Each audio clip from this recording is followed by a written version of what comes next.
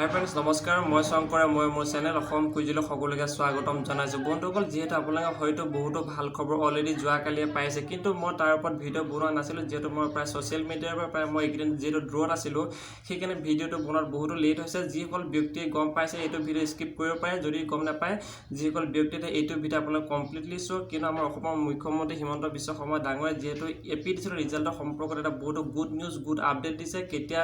ৰিজাল্টসমূহ দিব মই এইটো ভিডিঅ'ত জনাবলৈ চেষ্টা কৰিম যদি আপুনি পোনপ্ৰথমবাৰৰ কাৰণে এতিয়া সাবস্ক্ৰাইব কৰি দিব বাৰু যি কি নহওক আহক এতিয়া আমি আসল কথালৈ আহোঁ যেহেতু বন্ধুসকল যেহেতু প্ৰায় আজি 3 বছৰ হৈ গ'ল যেহেতু APTCL ৰিজাল্ট পৰীক্ষা হৈ যায় কিন্তু এতিয়ালৈকে যেহেতু কোনো ধৰণৰ হোৱা নাছিলে আমাৰ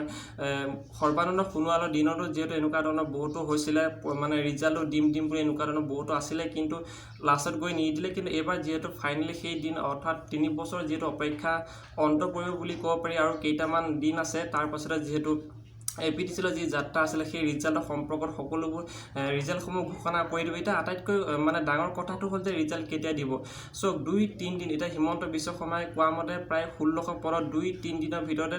2-3 দিনৰ মানৰ পাছত এনেকুৱা ধৰণৰ শব্দ কৈছে পাছতে তেওঁলোকে সম্পূৰ্ণ নিযুক্তি দিব প্ৰায় 1600 পদ মানে এটা বহুতে কয় যে 2-3 দিন মানে কিমান অৰ্থাৎ 2-3 দিন মানে কি আজি মই ধৰিলো 2 তাৰিখ আৰু কি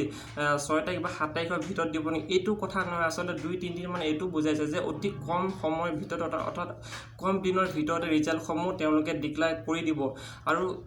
বহুতে কয় যে ৰিজাল্টসমূহ কেতিয়ালৈ দিয়া চান্স আছে সো বন্ধুসকল যেহেতু এতিয়ালৈকে কোনো ধৰণৰ অফিচিয়েলি ডেট ঘোষণা কৰা নাই আৰু কেতিয়া অফিচিয়েলি আমাৰ অসম চৰকাৰে ডেট ঘোষণা নকৰে যে আমুক তাৰিখে কৰি দিম বুলি আচলতে তাই এইটোৱে আমি এটা বুজিব পৰা যে অতি কম সময় বা 2-3 দিনৰ ভিতৰত মানে অতি কম দিনৰ ভিতৰত আৰু বহুতে এনেকুৱা ধৰণৰ কৈছে যে দাদা আগষ্ট 15 তাৰিখৰ ভিতৰত ৰিজাল্ট পোৱাৰ চান্স আছে নে নাই সো বন্ধুসকল যেহেতু প্ৰায় বহুতখিনি চান্স আছে আগষ্টৰ 15 তাৰিখৰ ভিতৰত ৰিজাল্টটো পোৱা যদি নাপাওঁ তেনেহ'লে আগষ্টৰ ভিতৰত 100% দিব আপোনালোকে কোনো চিন্তা কৰিব দৰকাৰ নাই আগষ্টৰ ভিতৰতে দিব কিন্তু আগষ্টৰ 15 তাৰিখৰ ভিতৰত প্ৰায় চান্স আছে 99% চান্স আছে যেটো 100% নাই